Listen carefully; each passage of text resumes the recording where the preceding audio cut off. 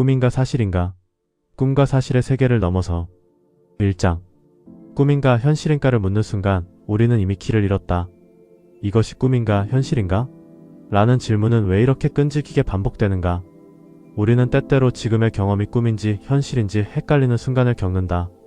장자의 호전몽은 이 혼란을 가장 선명하게 드러낸다. 장자는 꿈속에서 나비가 되어 훨훨 날아다닌다. 그때 그는 자신이 나비라는 사실을 전혀 의심하지 않는다. 그러다 잠에서 깨어난 뒤에야 묻는다.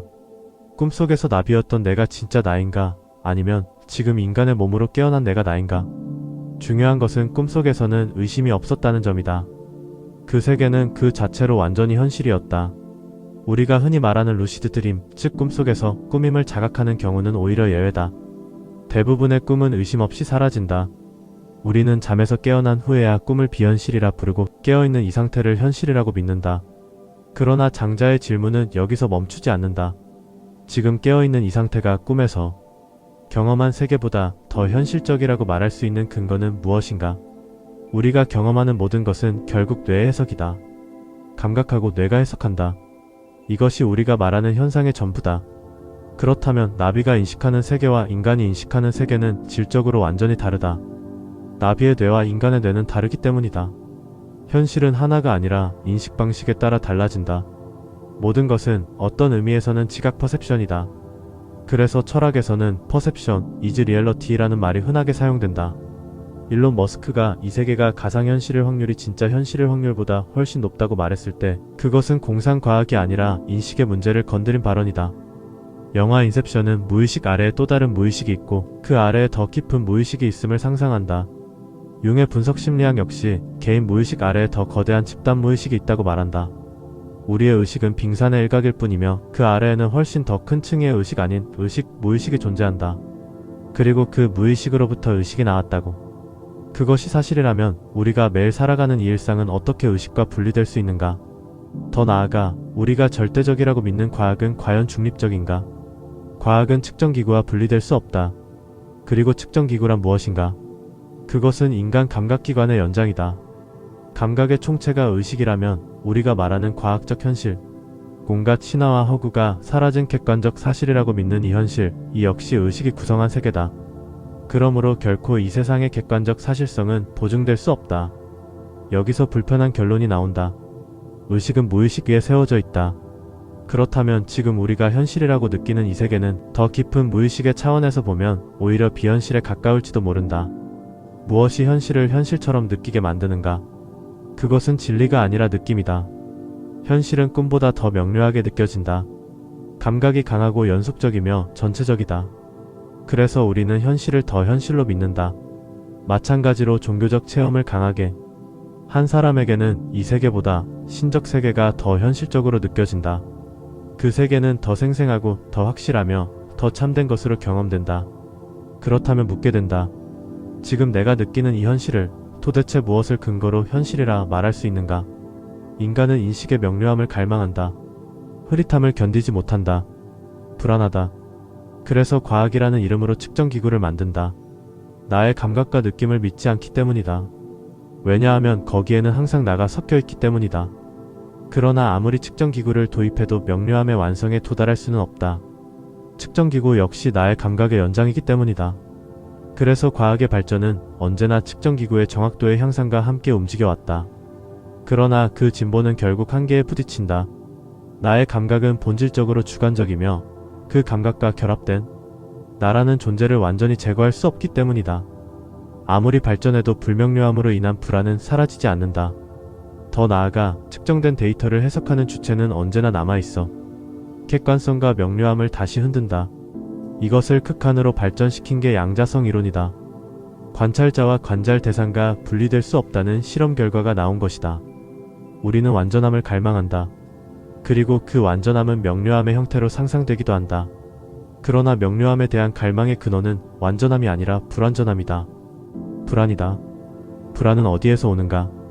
부족하다고 느끼는 나, 감각하는 나, 그리고 그 감각을 관찰하는 또 다른 나? 이 분열된 구조 자체가 불안의 원천이다. 그래서 우리는 깨어있으려 한다. 깨어있음이 중요하다고 믿는다. 그러나 깨어있음을 확인하려는 충동 자체가 어쩌면 이미 잠들어 있는 상태일지도 모른다. 우리는 집착한다. 왜 집착하는가? 존재의 본성이 불안이기 때문이다. 많은 영적 전통은 말한다. 그 불안을 끝까지 탐구하라.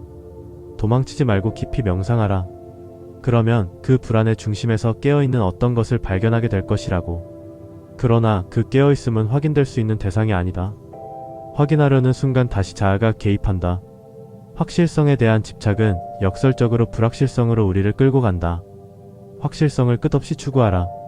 그리고 결국 절망하라. 그때 불확실성이 너를 뒤흔들 것이다.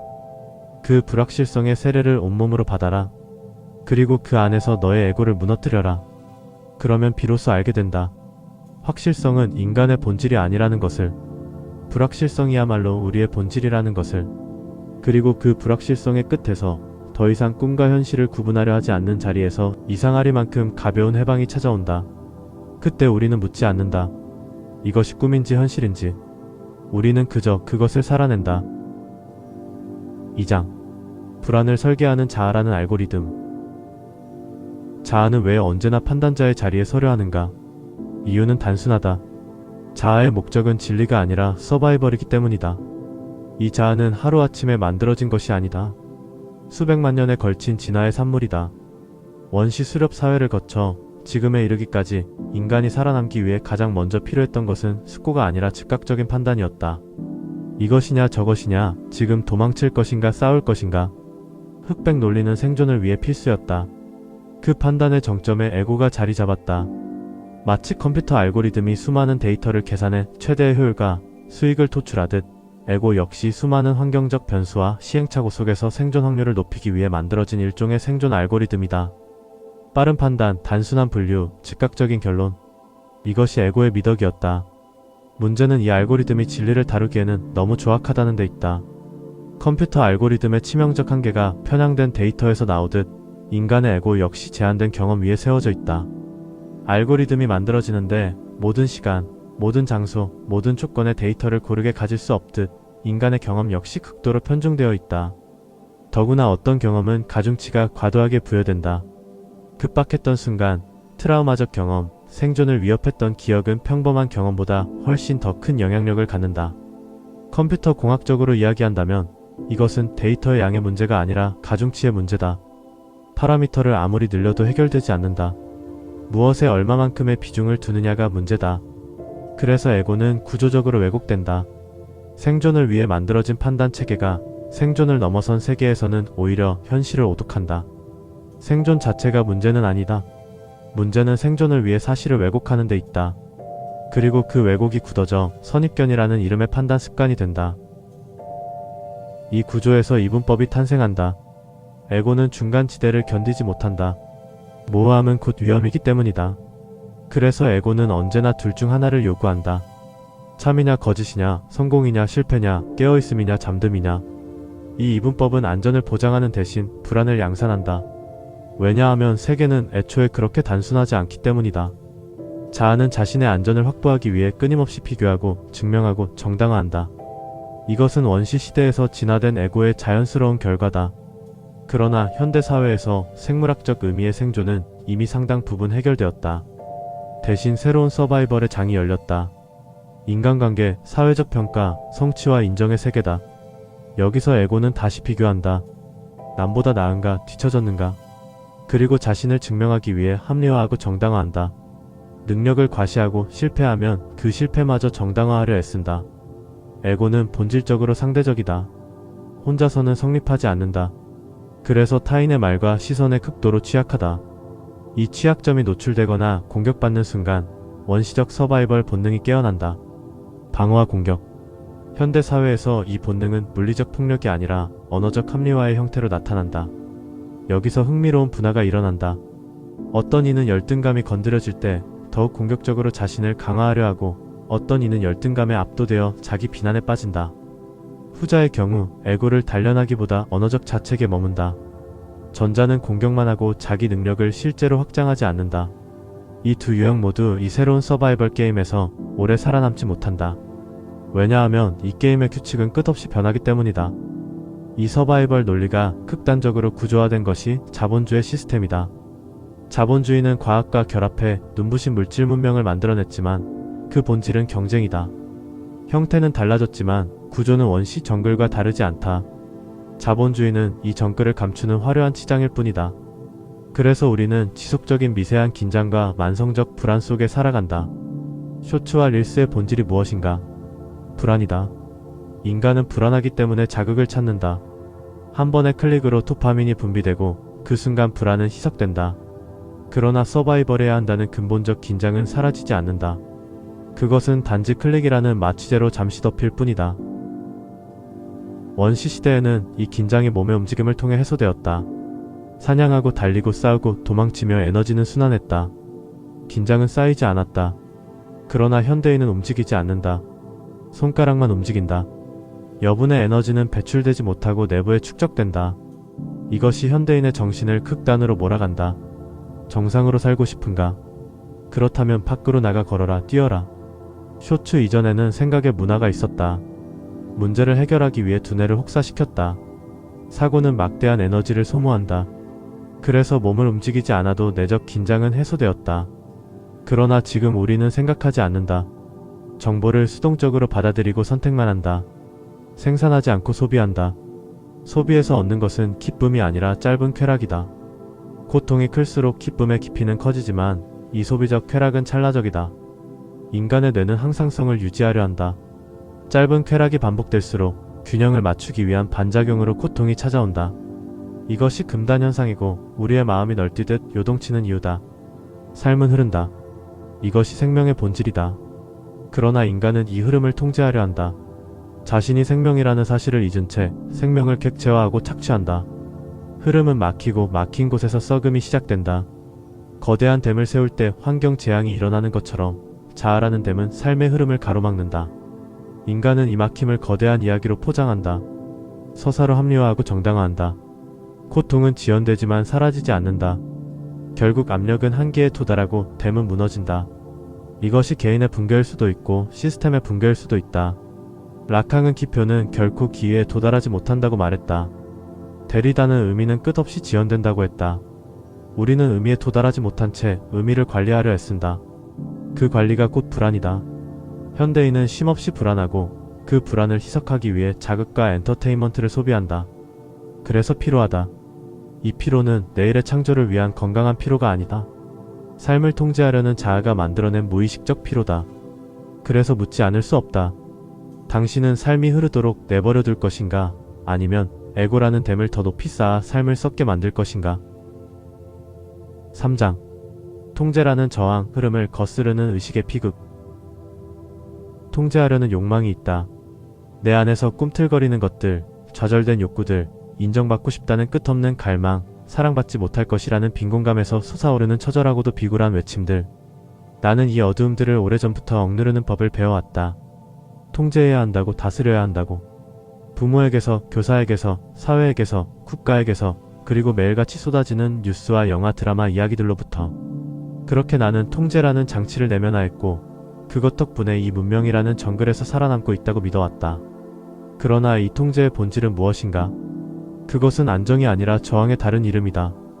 나는 나의 욕망에 저항하고 있었고 나의 어두움에 저항하고 있었다. 진리는 단순하다.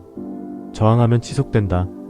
제거하려는 의도가 곧 저항이며 저항한 만큼 그것은 더 집요하게 남는다. 통제는 사라지게 하지 않는다. 오히려 붙들어 매달아 놓는다. 에고는 통제하려 한다. 그리고 통제의 깊은 곳에는 언제나 소유하려는 의도가 숨어 있다. 이것은 나의 생각이다. 이것은 나의 감정이다. 우리는 그렇게 말한다. 그러나 역설적으로 그렇게 소유하려는 순간 생각과 감정이 나를 소유한다.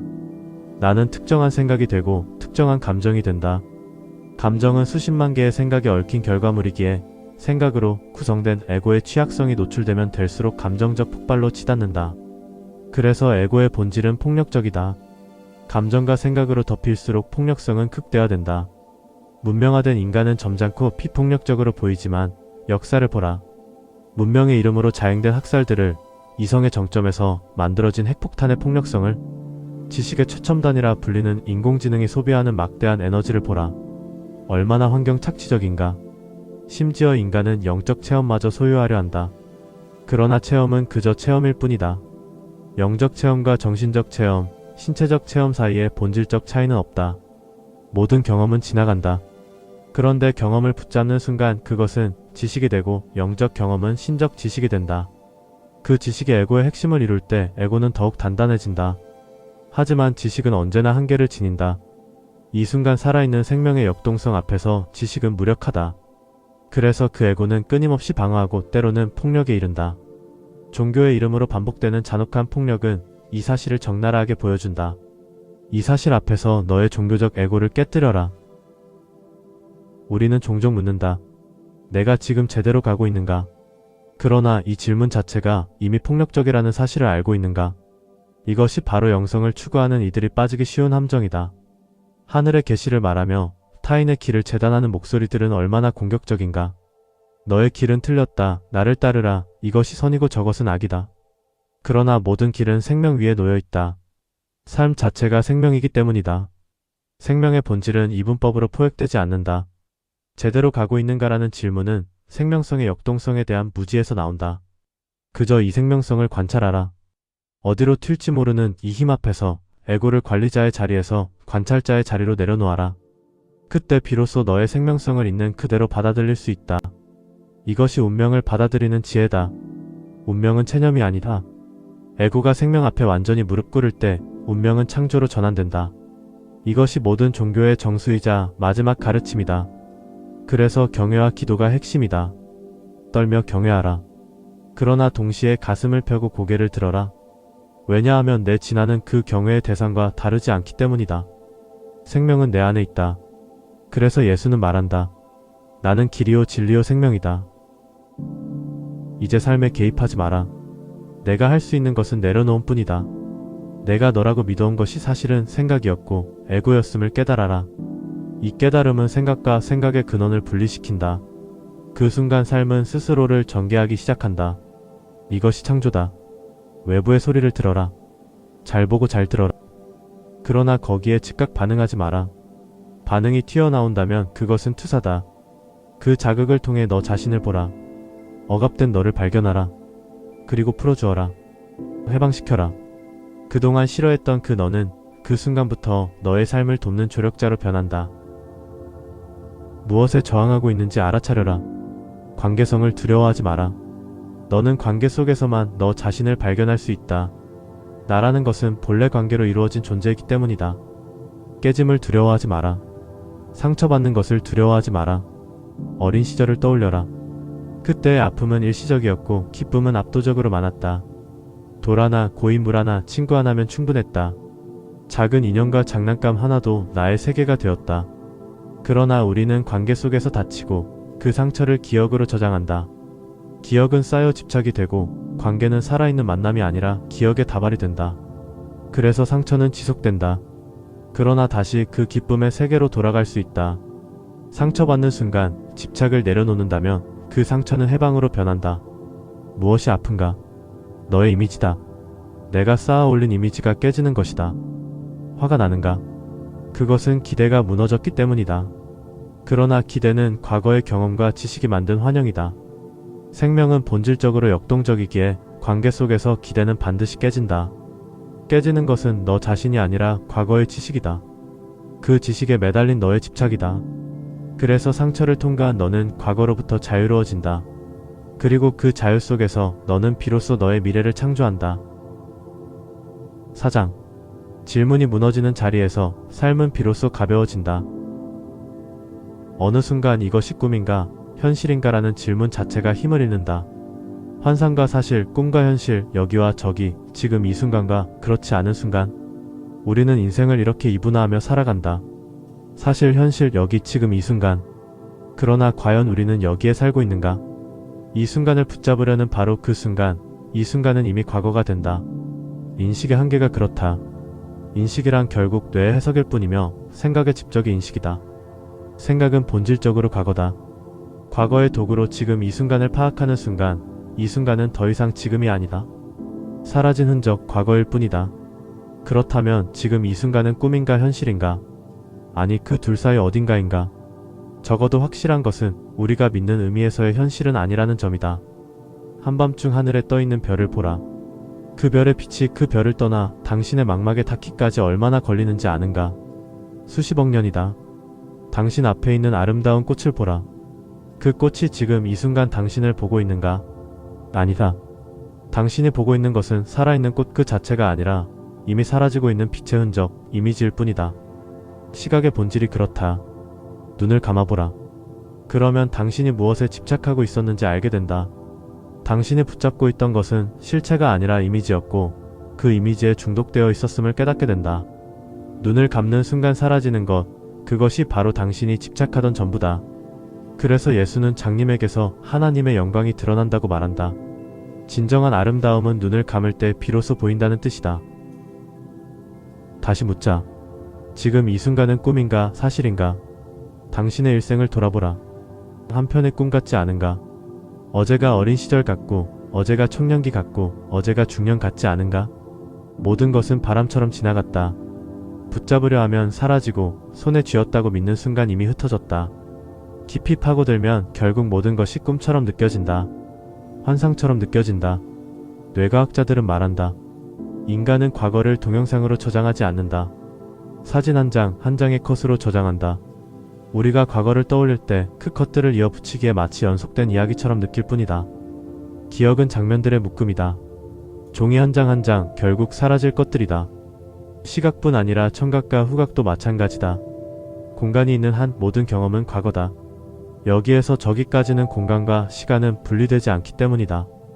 우리는 현실에 집착하는 것이 아니라 과거가 만들어낸 이미지와 그것을 해석한 뇌의 느낌에 집착할 뿐이다. 모든 것이 꿈이고 환상이다. 그렇다면 변하지 않는 것은 무엇인가? 이 질문은 답을 얻어서 사라지는 것이 아니다. 질문하는 주체가 느슨해질 때 질문은 힘을 잃는다. 이해하려는 시도가 멈출 때 전환이 일어난다. 이해란 무엇인가? 이해하는 자는 누구인가? 바로 나다. 그런데 이 나는 어떻게 만들어졌는가?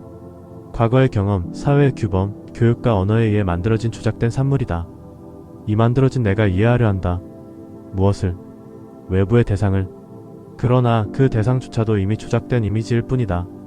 그렇다면 이해란 결국 언어들의 배열이고 그 배열이 주는 안정감에 만족하는 하나의 느낌일 뿐이다. 그 느낌이 편안하면 우리는 이해했다고 말하고 불편하면 이해하지 못했다고 말한다. 그래서 진정한 통찰은 이해가 아니라 탈의에서 온다. 모든 지식과 지혜라 부르는 것들을 내려놓아라. 그때 일어나는 이해는 더 이상 지식의 형태가 아니다. 그것은 경험도 아니고 설명도 아니다. 오직 나만 남는 상태다. 내가 곧 지혜이고 내가 곧 진리다. 철저히 이기적이어라. 나에 집중하라. 그러나 그 집중마저 버려라. 집중하는 나가 존재하는 한 주체와 대상의 분리는 남아있기 때문이다. 그저 존재하라. 알아차림의 명상이 유행한다. 그러나 알아차리는 자는 누구인가? 알아차리는 대상은 무엇인가? 이 질문이 깊어질수록 알아차림이라는 구조 자체가 얕다는 사실이 드러난다. 알아차리는 자와 알아차리는 대상은 둘이 아니다. 알아차리는 주체를 끝까지 추적하면 주체는 해체된다. 주체가 해체되면 알아차림도 사라진다. 그리고 남는 것은 설명할 수 없는 나다. 모든 것은 나로 말미암아 일어나고 나로 말미암아 사라진다. 이때 의미는 해체된다. 그러나 그것은 공허가 아니다. 오히려 놀라운 가벼움이다. 모든 것이 공이라는 것을 깨달을 때, 그리고 공이 곧 모든 것이라는 것을 깨달을 때 공즉시색 색즉시공이 된다. 이것은 비어있음이 아니라 창조성의 자리다. 사도 바울이 말한 차별 없음의 핵심도 여기에 있다. 자유인이나 노예나 남자나 여자나 차별이 없다. 이것은 공의 세계다. 그러나 이 공의 자리에서 무한한 다양성이 솟아난다. 인간은 이 다양성을 차별로 오해한다. 하지만 차별은 환상이고 다양성은 생명의 본성이다. 진정한 다양성을 이해하기 위해서는 모든 것이 공이라는 사실을 먼저 통과해야 한다. 의미는 필연적으로 무너진다. 그러나 의미가 사라진 자리에서 생명의 역동성은 사라지지 않는다. 시각과 청각과 촉각을 통해 드러나는 세계의 다채로움은 여전히 살아있다. 삶이라는 영화나 드라마는 여전히 흥미롭다. 그러나 거기에 집착하지 않기에 가볍다. 심각하지만 가볍고 가볍지만 심각하다. 이 모순이 동시에 회전하는 자리, 그곳에서 꿈인가 현실인가라는 질문은 더 이상 필요 없다. 질문이 사라진 자리에서 삶은 비로소 스스로를 드러낸다. 이것이 신성한 계시이다. 5장. 무아적 현존의 구조. 무아는 어떤 특별한 상태가 아니다. 그것은 달성해야 할 목표도 소유해야 할 체험도 아니다. 무아란 오히려 하나의 기능이 멈추는 사건이다. 여기서 말하는 기능이란 판단하고 해석하고 관리하려는 에고의 자동적 작동을 말한다. 그런데 아이러니하게도 많은 종교적 영적 추구자들은 바로 이 에고를 없애려는 행위 자체에 매달린다. 에고를 적으로 규정하고 그것과 싸우며 금욕과 자기학대를 통해 성스러움에 도달하려 한다. 그러나 이 방식은 두 가지 근본적인 오류를 품고 있다. 첫째, 욕망과 에고는 제거되지 않고 억압된다는 점이다. 억압된 것은 사라지지 않는다. 그것은 반드시 폭발하거나 아니면 다른 형태로 돌아온다. 왜곡된 욕망으로 죄책감으로, 도덕적 우월감으로 혹은 더 은밀한 자기혐오로 돌아와 오히려 삶을 더 피로하게 만든다. 둘째, 이들은 무아를 체험하려고 노력한다. 호흡 만트라, 반복 동작, 의식과 예식을 통해 어떤 특별한 느낌, 나 없음의 감각을 재현하려 한다. 문제는 그 모든 것이 결국 느낌이라는 데 있다. 느낌은 본질적으로 일시적이다. 처음의 신선함은 반드시 사라지고 그때부터 사람은 더 강한 자극, 더 깊은 체험을 찾아 헤맨다. 하지만 아무리 무아의 느낌을 경험해도 그 느낌을 경험하는 주체는 사라지지 않는다. 바로 이 지점을 놓친다. 진정한 무아의 구조는 훨씬 소박하다. 그것은 판단하지 않음, 해석하지 않음, 관리하지 않음이다. 이 말은 아무것도 하지 말라는 도덕적 명령이 아니다. 오히려 지금 이 순간 작동 중인 구조를 있는 그대로 보는 것이다. 생명은 본래 고정된 실체가 아니다. 끊임없이 변하고 생성되고 소멸하는 역동성이다. 그런데 우리는 이 흐름 위에 나라는 고정된 중심을 세우고 그 중심으로 모든 것을 판단하고 해석하고 관리한다. 이 기능이 바로 에고다. 문명은 이 에고의 기능 위에서 발전했고 동시에 우리는 이 기능 때문에 지쳐있다. 그래서 깨달음을 찾는다. 그러나 깨달음의 핵심은 새로운 무엇을 얻는 데 있지 않다. 오히려 원래의 구조를 다시 보는 것이다. 모든 것은 나에게서 일어나고 다시 나에게로 돌아간다. 그렇다면 이 나는 누구인가? 그것은 개인적 자아가 아니다. 그것은 생명 그 자체다. 생명은 고정된 본질이 없기에 비어있다. 그리고 비어있기에 창조적이다. 여기서 역설이 등장한다. 화이트헤드가 말했듯 창조에는 언제나 한 개의 원리가 작동한다. 완전한 공은 곧바로 형태를 낳고 패턴을 낳고 판단과 관리의 구조를 낳는다. 이것이 에고다. 그러므로 공과 에고는 분리될 수 없다. 공이 드러나면 에고가 생기고 에고가 만족과 피로를 만들어내면 다시 공으로 돌아간다. 이것은 실패가 아니라 우주의 순환 구조다. 무아적 현존이란 경험이 사라지는 상태가 아니다. 경험은 계속된다. 다만 경험의 주인이 사라진다. 우리는 흔히 경험은 변해도 그것을 알아차리는 주체는 계속 존재한다고 믿는다. 그러나 조금만 깊이 보면 주체는 경험이 일어날 때만 모습을 드러낸다는 사실을 알게 된다. 경험이 꺼지면 주체도 꺼진다. 주체의 연속성은 실제가 아니라 해석의 산물이다. 남는 것은 경험의 흐름, 생명의 역동성뿐이다. 이것이 공이다.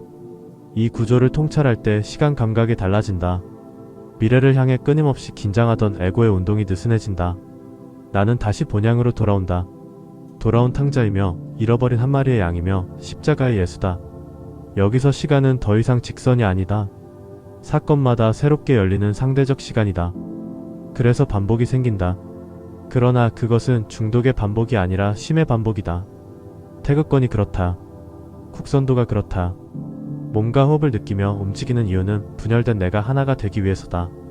주체는 희미해지고 호흡과 몸과 순간이 하나가 된다. 시간은 에고의 부산물이다. 에고의 운동이 잦아들 때 생각은 최소화되고 순간은 가장 또렷해진다. 이때 현존은 집중이 아니다. 집중은 여전히 주체와 대상의 분리를 전제한다. 진정한 현존은 그저 방해가 없는 상태다. 아무것도 더하지 않고 아무것도 제거하지 않은 채 생명이 스스로를 살아내도록 허용하는 자리. 그것이 무아적 현존의 구조다. 6장. 놓아버림에서 발생하는 기쁨. 항복은 패배가 아니다. 우리가 배워온 모든 서사는 그렇게 말해왔다. 항복하는 자는 진다. 내려놓는 자는 잃는다. 포기하는 자는 약하다. 그러나 삶의 가장 깊은 층위에서 항복은 정반대의 얼굴을 가진다. 그것은 무너짐이 아니라 풀림이고 상실이 아니라 해방이며 끝이 아니라 전환이다. 니체가 신은 죽었다고 말했을 때 그가 죽였던 것은 초월적 실제로서의 신이 아니라 인간 위에 군림하며 인간을 관리하고 통제하던 위계의 정점이었다. 그 신은 언제나 외부에 있었고 인간은 그 앞에 무릎 꿇는 존재였다. 니체는 그 외부 권력의 붕괴를 선언했다. 그리고 말했다. 이제 내가 신이 되어라. 이것은 오만의 선언이 아니라 투사의 종결이다. 힘은 외부에 있지 않다. 생명은 이미 너 안에 있다. 그러므로 더 이상 싸울 대상도 정복할 대상도 없다. 항복하라는 말은 바로 그 지점에서 나온다. 싸우는 자, 저항하는 자, 정의로운 척하는 자, 깨어있는 척하는 자, 그 모든 권력적 자아를 내려놓으라는 말이다. 왜냐하면 그 자아 자체가 내가 증오하던 바로 그 권력과 구조적으로 동일하기 때문이다. 저항은 결코 저항의 대상을 끝내지 못한다. 저항은 형태만 바꾼 동일한 권력을 재생산할 뿐이다. 그러므로 끝까지 가라. 항복의 끝으로 가라. 자아를 내려놓아라. 자의식을 내려놓아라. 움켜진 손을 펴라. 그 행위는 너무나 단순해서 오히려 불가능하게 느껴진다. 왜냐하면 그 움켜짐은 개인의 습관이 아니라 수십만 년의 생존 진화가 몸에 새겨놓은 긴장이기 때문이다. 불안은 움켜짐의 다른 이름이다. 그러므로 내려놓음은 기술이 아니라 기억의 해제다. 한 호흡에 온몸의 긴장을 느끼고 다음 호흡에 그것을 놓아라. 우주를 들이마시고 우주를 내쉬듯 그 극한의 항복 끝에서 해방은 감정이 아니라 구조로 나타난다. 삶 전체가 통으로 보이기 시작한다. 나의 역사와 우주의 역사가 하나의 호흡 안에서 겹쳐진다. 그 자리에서 인간은 더 이상 관리자가 아니라 통로가 된다. 이것이 니체가 말한 초인의 실질이다. 주객이 분리되지 않은 자리, 나만이 남는 자리. 그래서 신이 된다. 삶이 나를 통과하도록 허용할 때 창조는 노력 없이 발생한다. 이전까지 삶은 저항의 대상이었다. 사건은 불편했고 감정은 귀찮았으며 생각은 통제해야 할 위험 요소였다. 그러나 저항을 내려놓으면 삶은 더 이상 나를 공격하지 않는다. 삶은 흐른다. 생명의 역동성이 나를 통과한다. 그 흐름이 불편하게 느껴졌던 이유는 삶 때문이 아니라 나의 저항 때문이었다는 사실이 드러난다. 그러므로 첫 단계는 거창한 깨달음이 아니라 저항을 알아차리는 것이다. 몸을 보라. 어디가 긴장되어 있는가? 그 긴장은 실제 고통인가 아니면 피하려는 의식의 흔적인가? 감정을 보라. 불편한 감정이 올라올 때 그것을 없애려는 충동 자체가 또 하나의 저항임을 보라. 생각을 보라. 판단하고 정죄하고 해석하려는 자동 반응을 보라. 그리고 가장 중요한 전환은 이것이다. 불편함에 대해 편해지는 것. 불편함을 없애는 것이 아니라 불편함에 대한 불편함을 끝내는 것. 그럴 때 판단은 멈춘다. 어떻게 판단을 멈추는가? 몸에 대한 느낌으로, 몸에서 일어나는 느낌의 귀환으로. 화이트헤드가 말했듯 느낌은 실제의 원초적 양식이다. 생각으로 느낌을 다루지 말고 그 느낌과 함께 있어라. 집중하는 주체가 느낌이라는 객체를 관찰하는 구조를 버려라. 그저 느낌과 함께 거하라. 그러면 에너지는 스스로 흐른다. 동양 철학에는 이기론이라는 것이 있다. 이완과 이율곡이 정교하게 발전시킨 이기론. 기는 이에 강제가 있을 때 경직되고 이가 물러설 때 스스로 질서를 만든다. 창조란 거대한 계획이 아니라 약간의 터치다. 방향을 강제하는 것이 아니라 유혹하는 것이다. 화이트헤드가 말한 최초의 목적 이니셜 AIM이라는 것은 바로 이것이다. 단순한 목표 하나로 생명을 유혹하는 것. 안 되면 내려놓는다. 그리고 다시 유혹한다. 삶은 강제가 아니라 유혹으로 움직인다. 이 지점에서 몰입은 더 이상 기술이 아니다. 노력 없는 몰입, 의도 없는 정확성이 발생한다. 우리는 자극 과잉의 시대에 살고 있고 주의력은 산산이 부서져 있다. 끊임없이 옮겨다니는 의식은 엄청난 에너지를 소모하며 그 소모는 불안으로 돌아온다. 집중이 안 되는 것이 아니라 믿음이 없는 것이다. 믿음이 없으니 한자리에 머물 수 없다. 인간은 행동의 총합이지만 그 행동을 묶는 것은 믿음이다. 생각을 바꿔도 행동을 바꿔도 믿음이 그대로면 구조는 유지된다. 그러나 믿음은 논리로 바뀌지 않는다. 경험으로만 무너진다. 그것도 기존의 경험을 강화하는 경험이 아니라 기존의 경험을 붕괴시키는 경험으로만. 그 경험은 내가 초대해서 오는 것이 아니다. 저항이 지쳐버렸을 때, 방어가 무너졌을 때 그때 삶이 그냥 온다. 에고는 본질적으로 무너질 수밖에 없다. 끝까지 움켜쥐면 고통은 커지고 결국 죽음 앞에서 와야 된다. 잠시 연장될 수 있을지 몰라도 누구도 그것을 피할 수 없다. 카르마란 벌이 아니라 움켜짐과 풀림의 우주적 반복이다. 움켜줘라. 젖먹는 힘까지 다해 움켜줘라. 그러나 언젠가는 힘이 다해 놓아버리는 때가 온다는 것을 잊지 마라. 이때가 바로 나를 와해시키는 경험이 오는 때이고 나는 지금 여기에 몰입하여 내 삶을 창조하게 된다. 이 모든 흐름의 끝에서 종교적 황홀과 일상적 단순함의 경계는 무너진다. 성과 속 깨끗함과 더러움, 옳음과 그름으로 구성된 정신의 성전이 허물어진다. 그래서 예수는 말한다. 성전을 허물라. 그러면 참된 성전이 드러난다. 베드로에게 더러운 짐승을 먹으라 한 것도, 모세에게 내가 밟고 있는 땅이 거룩하다고 한 것도 모두 같은 선언이다. 이분법의 붕괴. 진정한 삶의 황홀은 감절의 절정이 아니라 분리의 끝에서 온다. 성과 속이 무너지는 자리에서 일상은 가벼워지고 모든 경계는 창조성의 표현으로 변한다. 규율은 외부에서 강제되는 것이 아니라 자유에서 솟아난다. 자유는 방종이 아니라 책임 이전의 생명성이다. 그러므로 외부 권력이 강제할 때 맞서 싸우지 말고 그 이상으로 품어라. 십리를 가라면 백리를 가라. 겉옷을 달라면 속옷까지 주어라. 그것은 도덕적 과잉이 아니라 에너지의 여유에서만 가능한 행위다. 그러기 위해 호흡으로 에너지를 모아라. 단전에 의식을 두고 한 호흡을 정성 들여 하라. 그때 자유 넘쳐나면 결코 침범당하지 않는다. 마침내 삶은 나의 삶이 아니라 삶 그 자체로 사라진다. 소유의 착각에서 벗어나는 순간이다. 존재는 소유될 수 없다. 생명은 소유될 수 없다. 모든 것이 생명인데 무엇이 무엇을 소유한단 말인가? 이 모순이 완전히 드러날 때 운명은 체념이 아니라 창조가 된다. 생명이 생명을 살아가는 과정. 단순성에서 복잡성으로 다시 새로운 단순성으로. 그리고 그 근원이 언제나 나였음을 깨닫는 것. 그 자리에 남는 것은 단 하나, 존재 그 자체로서의 고요한 기쁨. 항복에서 발생하는 기쁨은 바로 이것이다. 7장. 창조란 무엇인가? 자아는 폐기되어야 할 것이 아니라 척절히 사용되어져야 할 것이다. 문제는 에고에 매몰되기 쉽다는 것이다. 원래 나라고 불릴 것은 그 어떤 것도 없다. 이것이 드러나는 것은 우리가 어렸을 때 놀 때다.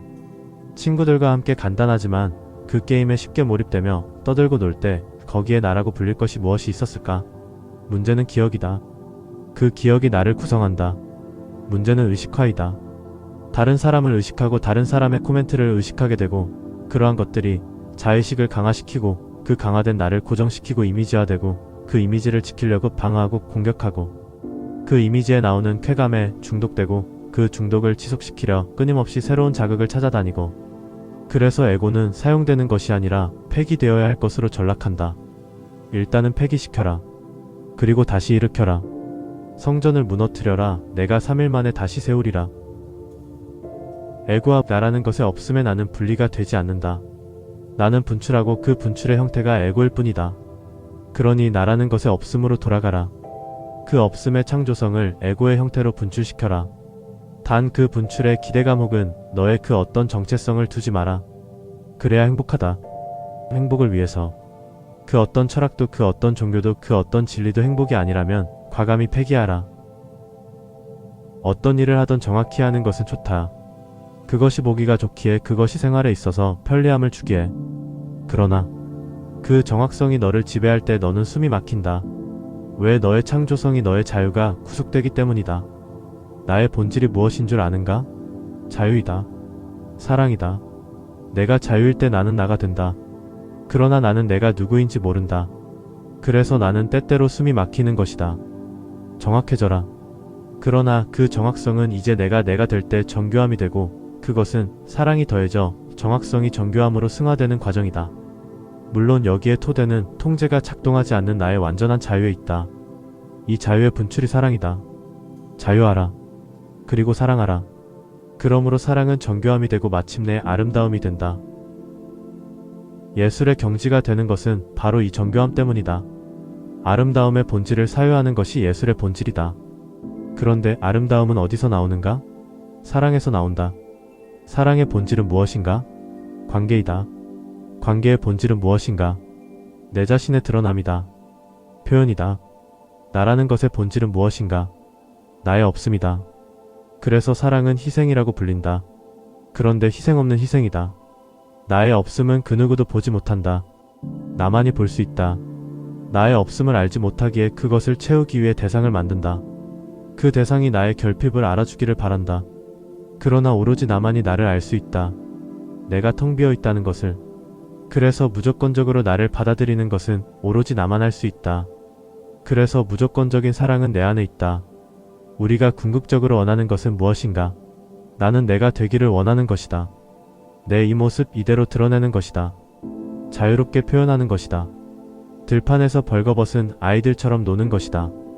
이 모든 나의 욕망과 행위는 나는 나를 앓기를 원하는 몸부림이다. 그래서 나는 너가 필요했던 것이다. 나는 너를 만들어내는 것이다. 이것이 관계의 원초적 모습이다. 나와 다른 너. 그러나 깊게 보면 나는 너를 만들어낸 것이고 이것을 심리학에서는 투사라고 말하는 것이다. 사실 사랑의 본질은 나르시시즘. 얄팍한 나르시시즘이 아니라 그 극한으로 몰아가라. 그러면 모든 것이 투사임을 알게 될 것이다. 나 아닌 것이 어디 있는가? 그런데 나는 너를 그리워하고 그래서 집착한다. 그러나 발견하라. 너가 나라는 것을. 우리는 정복하려 한다. 뭔가를 마스터하여 성공이라는 기쁨을 맛보려 한다.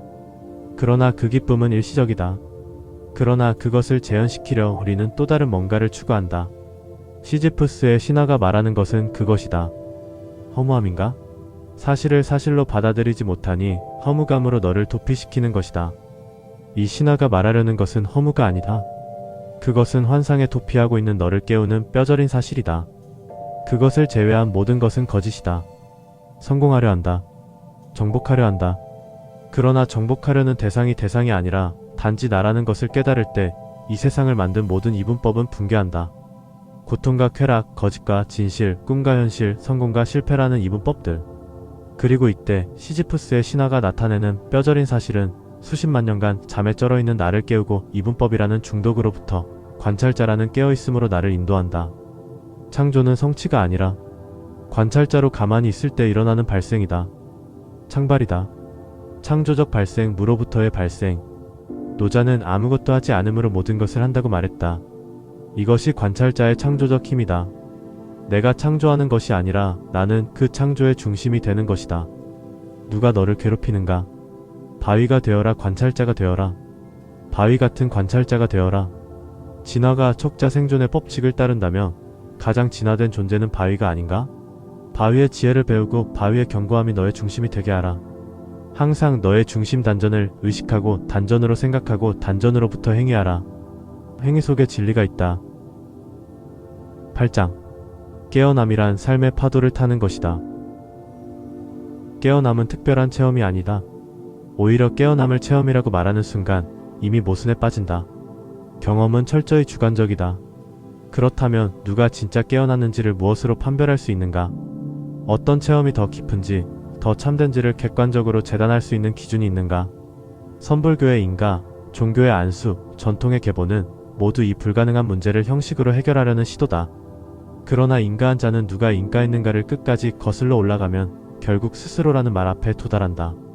부처는 누가 인가했는가? 예수는 누가 안수했는가? 그들은 직통이었다. 그래서 종교는 형식을 부정하면서도 형식을 사랑하고 경험을 중시하면서도 경험을 제도화한다. 하지만 정말 형식이 깨어남을 전달하는가? 짜릿한 체험 없이 받은 안수는 과연 무엇을 바꾸는가? 형식은 상징일 뿐이다. 종교의 기원은 언제나 형식이 아니라 경험이었고 그 경험마저도 결국은 넘어가야 할 것이다. 깨달음을 어떤 특별한 경험으로 고착시킬 수는 없다. 진정한 깨어남은 수많은 경험 위에 군림하는 어떤 상태다. 경험을 하는 것이 아니라 모든 경험을 한눈에 보는 자리. 환희에도 고통에도 신비에도 흔들리지 않는 그 무엇. 경험을 통해 경험에 질리고 마침내 경험으로부터 자유로워지는 과정. 그래서 평상심이 도라는 말이 나온다. 장자는 소를 잡는 백정에게서 도를 보았다. 모든 사람들로부터 천대를 받는 폭력의 일상에서 사는 백정도 도인이 될 수 있다니. 삶과 죽음, 쾌락과 고통을 오가는 우리의 모든 경험은 결국 이분법의 진동일 뿐이다. 깨어남이란 이 진동을 넘어서는 것이다. 모든 것은 꿈이다. 자는 것도 꿈이고 깨어있는 것도 꿈이다. 그런데 어느 날 문득 이런 느낌이 온다. 이 세계 어딘가에 오류가 있다는 느낌. 컴퓨터 화면에서 미세한 글리치를 발견했을 때처럼 착동은 되지만 어딘가 매끄럽지 않은 감각. 우리는 현실을 진짜라 믿고 꿈을 가짜라 여기지만 만약 꿈이 더 큰 진실을 비추고 현실이 우리를 중독시키는 장치라면 어떻게 되는가? 그 순간 우리는 거대한 질문을 버리고 평범함으로 돌아온다. 평상심이 도다. 그 삶은 남들 눈에는 쓸쓸해 보일지도 모른다. 그러나 그것이 도인의 삶이다. 욥을 보라. 그는 모든 것을 잃었다. 의로웠던 그가 믿었던 신에게서 모든 것을 빼앗겼다. 마지막에 다시 회복되었다는 서사가 붙지만 그의 내면까지 회복되었을까? 사랑했던 사람이 단지 새로운 사람으로 대처가 될 수 있을까? 그 심한 트라우마가 그저 물질적 회복으로 치유가 될 수 있을까? 그래서 그가 나이가 차서 죽었더라라는 욥기서의 마지막 문장은 나에게는 모든 생의 극단의 경험을 통해 우주의 모든 것을 깨달은 한도인의 고독한 모습을 연상시킨다. 깨어남 이후 자아는 사라지지 않는다. 다만 더 이상 중심이 아니다. 자아를 없애려는 노력을 내려놓아라. 자아는 내 안에 참나가 드러나는 구조일 뿐이다. 이제 자아는 흘러가는 생명력의 표현이 된다. 이때 우리는 에고를 즐길 수 있게 된다. 스스로를 비웃을 여유가 생기고 남의 심한 평가에도 웃을 수 있다. 에고를 자유자재로 사용하는 상태다. 물론 가끔 덜컹거린다. 참나가 에고를 부드럽게 타지 못하고 다시 에고와 동일시할 때 혹은 묻혀있던 그림자가 튀어나올 때다. 그러나 그 순간을 저주하지 말고 축복하라. 드러난 그림자는 더 이상 적이 아니다. 이때 그것은 너를 지키는 수호신으로 변한다. 그래서 삶은 더 이상 문제가 아니다. 신비다. 이전의 삶은 정글이었다. 우리는 맹수와 싸우기 위해 동굴에서 키수를 연마했다. 그것이 학교였고 지식이었고 스승이었다. 그러나 진짜 기술은 맹수와 싸우는 순간에만 생긴다는 것을 우리는 몰랐다. 예측 불가능한 상황 속에서만 삶의 지혜는 몸에 새겨진다. 그 맹수는 사실 내 안의 그림자였다. 그래서 모든 삶의 문제는 나를 깨우는 스승이었다. 밖에서 스승을 찾았지만 실망하게 만든 그 스승조차 내가 만든 투사였다. 삶을 두려워하는가? 삶은 신비다. 삶은 비밀이고 삶은 게임이다. 그래서 삶은 아름답다. 심심한 순간과 위험한 순간이 뒤섞인 그러나 무엇보다 예측 불가능한 게임. 이 게임에는 승자도 패자도 없다. 마지막 정점은 다시 나로 돌아오는 것이다. 이 모든 판을 내가 만들었다는 자각. 이 나 자체가 신비라는 깨달음. 영적 성숙이란 무엇인가? 덜 개입하는 것이다. 우리는 성스러운 책과 스승을 통해 나를 바꾸려 한다. 그러나 바꾸려는 나는 어디에 있는가? 바꾸려는 나까지 바꿔야 한다면 그 주체는 무엇인가? 이 무한 퇴행 앞에서 내려놓음이 요청된다. 내려놓는다는 것은 아무것도 하지 않는 것이 아니라 그대로 존재하는 것이다. 마지막으로 남는 역할은 관찰자다. 존재 그 자체에 머무르고 존재를 느끼는 나에 머무르는 것. 삶에 개입하지 마라. 개입할수록 삶의 아름다움에서 멀어진다. 삶을 서핑처럼 타되 통제하려 하지 마라. 파도는 더 거세지고 숨이 막힐 것이다. 파도에 떨어질 때는 바다 밑으로 몸을 맡겨라. 그 아래의 새로운 세계를 경험하라. 그러면 다시 떠오를 것이다. 다시 파도를 타고 때로는 심지어 파도를 일으키며 놀 수 있을 것이다. 그것이 영적 성숙이다. 재난을 축복으로 받아들이고 기쁨에 빠지지 않으며 그러면서도 기쁨과 재난의 파도 위에 올라타서 즐기기 시작하는 것. 깨어남이란 결국 삶의 신비를 즐길 수 있는 너가 되는 것이다.